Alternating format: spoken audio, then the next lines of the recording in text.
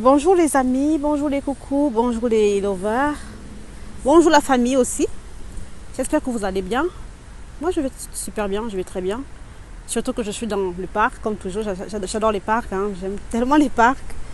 Et je vais continuer avec le thème d'hier. Il s'agissait de parler des taux d'intérêt, en l'occurrence le taux d'intérêt variable. Hier, on a parlé de la partie, on va dire, simplifiée, la partie littérale du taux d'intérêt variable. Et aujourd'hui, je vais un peu aborder avec vous la partie technique, dans certains termes techniques, pour que vous compreniez un peu que les banques, en fait, elles ne mettent pas les taux juste parce que ça leur fait plaisir. Alors, je suis Esther Chati, conseiller en crédit immobilier, et je vous reviens dans un court instant. Come on.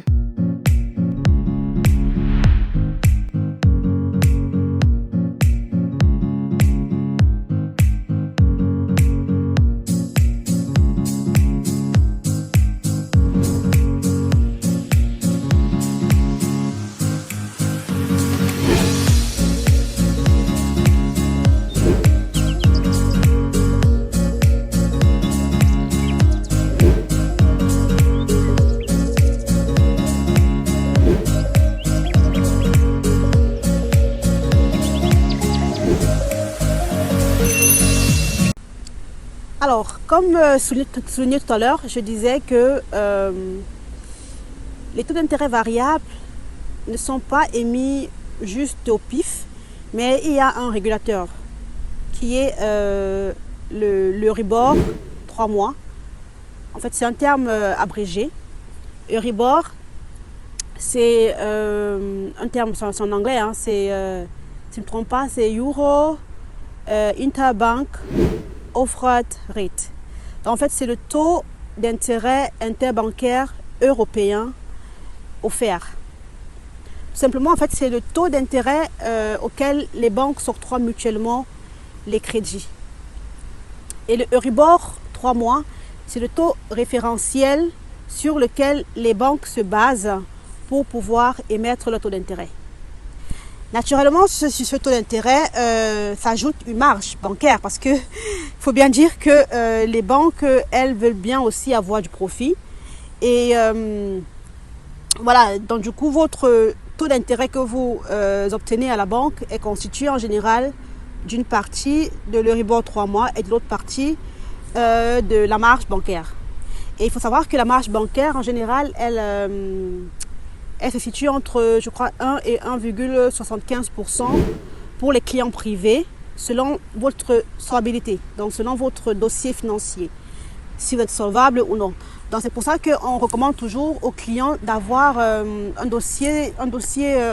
compte bancaire sain, un compte bancaire sans découvert, parce que ça vous aide, ça vous permet en fait d'avoir un taux d'intérêt assez intéressant. Donc pour revenir à ce que je disais, lorsque vous avez un taux d'intérêt, donc il y a d'un côté l'Euribor 3 mois et de l'autre côté la marge bancaire.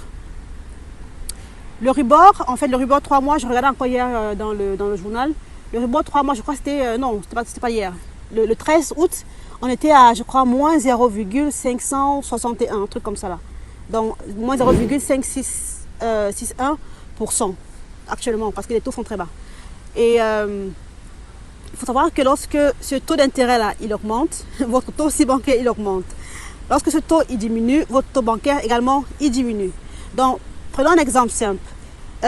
Si l'Euribor est à, on va dire, à moins 0,35% et que vous avez une marge bancaire de, on va dire, quoi, 1,25%, vous vous retrouvez à pratiquement, je crois, c'est 0,9% taux d'intérêt. Et voilà. Maintenant, si l'Euribor 3 mois est plutôt à moins 0,6% et vous avez une marge bancaire qui reste pareil, 1,25%, vous vous retrouvez pratiquement avec un taux d'intérêt de 0,65%. Maintenant, si l'Euribor 3 mois il augmente, on se retrouve à 0,5%, on a la marge qui reste toujours 1,25%, on a un taux d'intérêt bancaire final, variable, de 1,75%. Vous voyez bien que la différence qu'on avait en ayant le taux Euribor de moins 0,6 et le taux Euribor de 0,5 change tout en fait, ça change tout. Et imaginez que vous ayez un salaire fixe, voilà, vous aurez des problèmes. Donc là, vous voyez toute la différence en fait entre lorsque le taux il baisse et lorsque le taux il augmente, d'où on va dire l'inconvénient du taux variable. Mais seulement, il faut savoir qu'il y a aussi un moyen de pallier à ce problème parce que c'est vrai que les taux sont variables, mais vous pouvez aussi garantir ce taux-là par une assurance, par exemple, ce qu'on appelle Zinsdeckel.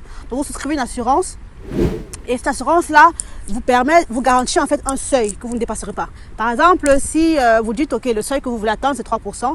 Si par hasard, l'Euribor, il va à 4-5%, l'assurance vous garantit les 3% et le supplément, c'est l'assurance qui la paye. Mais en même temps, vous aurez d'un côté le taux d'intérêt à la banque et vous aurez encore l'assurance à payer. Donc du coup, c'est pas trop intéressant voilà, de se diriger vers là lorsque on n'a pas vraiment un gros revenu. Lorsqu'on n'a pas un gros revenu ponctuel, donc lorsque, par exemple, comme j'ai dit dans ma vidéo précédente, si vous savez que vous allez vendre un bien dans un mois, dans 2 mois, vous pouvez prendre un taux d'intérêt variable aujourd'hui, sachant que dans 2 mois, vous allez rembourser. Mais si vous comptez sur un salaire fixe, un salaire régulier, c'est pas très intéressant. Donc voilà un peu pour ce qui était la partie technique du taux d'intérêt variable.